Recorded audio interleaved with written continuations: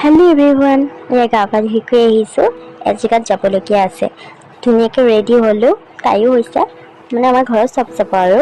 তাৰপিছত ইয়াতে চোতালত আহি দেখিলোঁ নহয় ইয়াৰ ৰ'দডাল কেনেকুৱা হৈছে। এনেকুৱা ৰ'দত ক'তো যাবলৈ মন নাযায় ন গাইজ। মানে কি ক'ম আৰু, এই দুগৰাকীৰ ওচৰলৈ আহিলোঁ, এই দুগৰাকী আকৌ ইয়াত বিজি।